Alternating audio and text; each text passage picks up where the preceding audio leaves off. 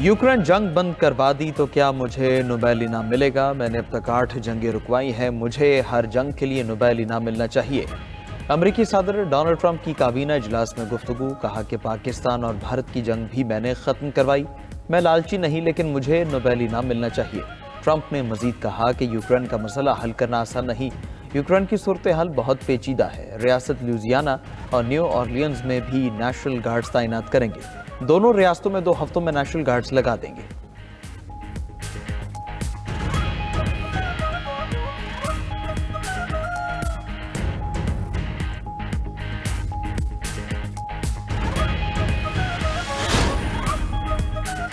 America और रूस के यूक्रेन जंगबंदी पर मुज़ाकिरात। अमेरिकी एलची स्टीव विटकॉफ की मॉस्को में रूसी सदर पुतिन से मुलाकात हुई। जंगबंदी और सदर ट्रंप के अमन मंसूबे के निकात पर गुफ्तगू।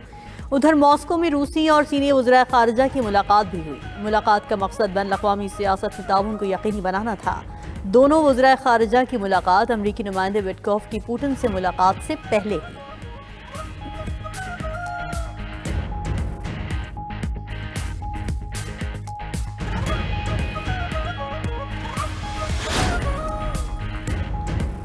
रूसी सदर ने यूरोप को तीसरी आलमी जंग की धमकी दे दी। आलमी मीडिया रिपोर्ट्स के मुताबिक सदर पुतिन ने कहा है, रूस तीसरी जंग अजीम के लिए तैयार है।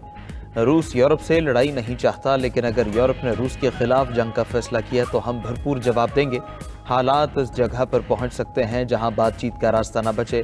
पुतिन ने मजीद कहा कि यूरोपीय ममालिक यूक्रेन को नेटो में शामिल करने की साजिश करना छोड़ दें।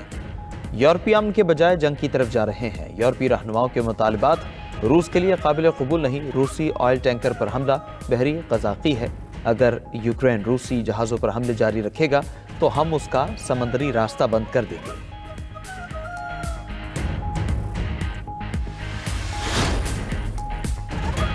काबीना इजलास में मुनशियात की बात सुनकर अमरीकी सदर को नींद आ गई। अमरीकी वज़ीर दिफा पीट हेगसेथ काबीना इजलास में मुनशियात फरोशों के खिलाफ कार्रवाइयों पर ब्रीफिंग दे रहे थे। इसी दौरान सदर ट्रंप ऊँघने लगे। अमरीकी सदर के ऊँघने की वीडियो सोशल मीडिया पर वायरल।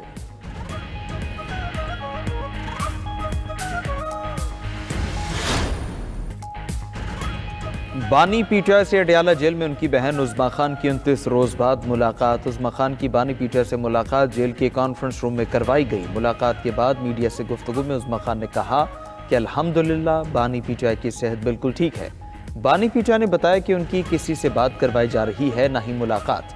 हलीमा खान बोली कि अदालत ने मुलाकातें करवाने के अहकाम दिए हैं, मुलाकात न करवाई तो जुमेरात को धरना देंगे। नौरीन नियाजी बोली, बानी पीटीआई ने कहा कि पार्टी स्पीकर कौमी असम्बली और चेयरमैन सेनेट के सामने एहतजाज करे।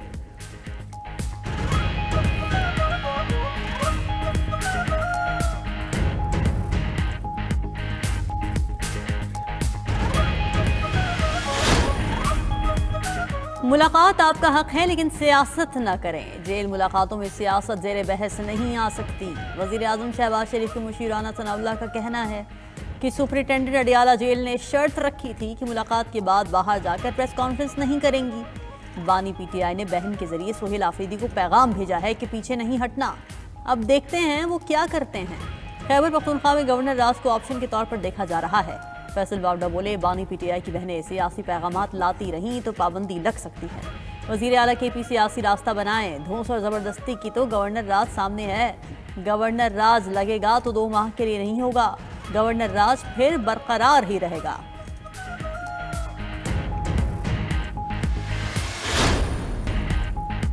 इस्लाम के मुनाफी कोई कानून साजी नहीं हो सकती। इस हवाले से आर्टिकल 8 बहुत वाज़ेह है। इस कानून को दीगर कवानीन पर बरतरी हासिल हो जाएगी। चेयरमैन पीटीआई बैरिस्टर गौहर का कौमी असम्बली में इज़हार ख्याल, कहा कि अक़लियती बरादरी का मामला बहुत संजीदा है। मुल्क, कौम और पार्लियामान ऐसी कानून साजी की मुतहम्मिल नहीं हो सकती। सरबराह JUI मौलाना फजलुर रहमान की 27वीं आईनी तरमीम पर तनकीद, कहा कि 27वीं आईनी तरमीम में किसी को एतमाद में नहीं लिया गया। तरमीम की मंजूरी में जमहूरी तकाजे पूरे नहीं किए गए। किसी को मराद देना खिदमात का सिला नहीं बल्कि तबकाती तकसीम पैदा करता है। इस तरह का कानून क्यों लाया जाता है जिससे कोई फ़ायदा उठाए?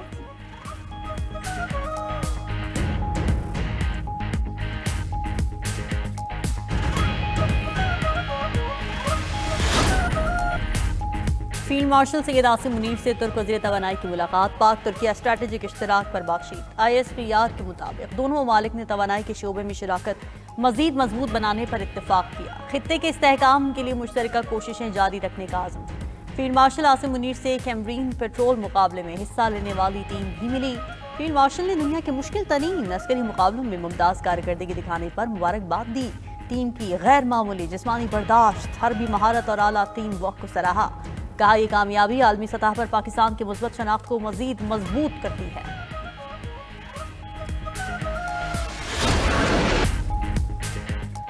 पंजाब में माइंस एंड मिनरल्स फोर्स बनाने का फैसला। नई फोर्स गैर कानूनी माइनिंग रोकने के लिए कायम की जाएगी। माइंस एंड मिनरल्स फोर्स के क़याम का कानून भी तैयार। पंजाब असेंबली की स्टैंडिंग कमेटी ने Punjab mines and minerals bill 2025 की मंजूरी दे दी। नए कानून में लाइसेंसिंग, निगरानी और माइनिंग ऑपरेशंस के सख्त कवायद शामिल। न्यूक्लियर एनर्जी, तेल और गैस के ज़खायर इस कानून का हिस्सा नहीं होंगे। माइनिंग के लाइसेंस जारी करने के लिए नया कैडेस्टर सिस्टम नाफिज किया जाएगा।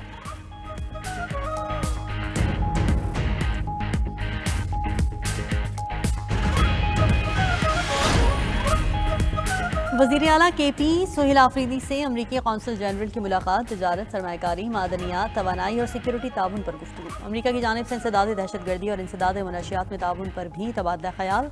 वज़ीर आला सोहेल आफरीदी ने कहा कि 9/11 के बाद दहशतगर्दी के खिलाफ जंग में खैबर पख्तूनख्वा सबसे ज़्यादा मुतासर हुआ। मिनरल्स एक्ट के तहत मकामी आबादी को सरमायाकारी में तरजीह हासिल है। सस्ती और साफ तवानाई के लिए पन बिजली घरों और डैम्स पर काम कर रहे हैं।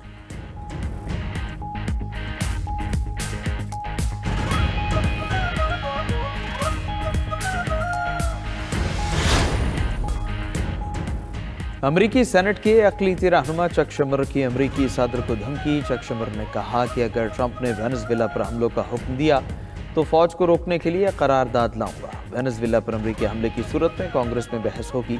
हमारे फौजियों की हिफाजत और हमारी कौमी सलामती खतरे में है। अमरीकी शहरी एक और जंग के बारे में सोचकर परेशान है।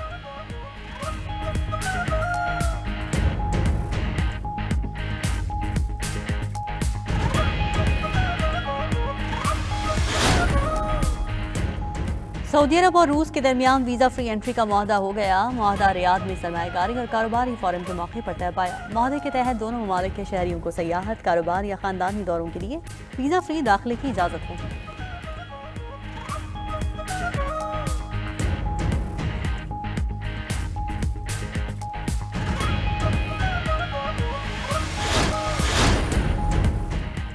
चीन ने निगरानी के लिए भारतीय सरहद पर रोबोट तैनात कर दिए। पहाड़ी इलाकों में इंसान नुमा रोबोट्स की तैनाती की वीडियो भी सामने आ गई। चीनी हुकूमत ने अभी तक रोबोट तैनाती की तस्दीक नहीं की।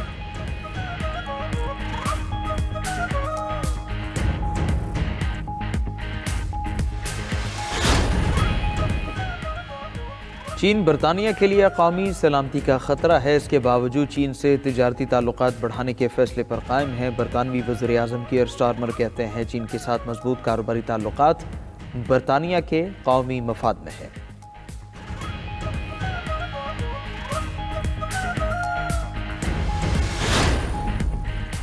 जुनूब मशरक़ एशियाई ममालिक में सैलाब का कहर। बदतरीन सैलाब से हलाकतों की तादाद 1300 से ज़ायद हो गई। 900 अफराद लापता। इंडोनेशिया में 744 अफराद हलाक हुए। 504 लापता हैं। थाईलैंड में 181, मलेशिया में 3, श्रीलंका में 410 और भारत में 3 हलाकतें रिपोर्ट हुई।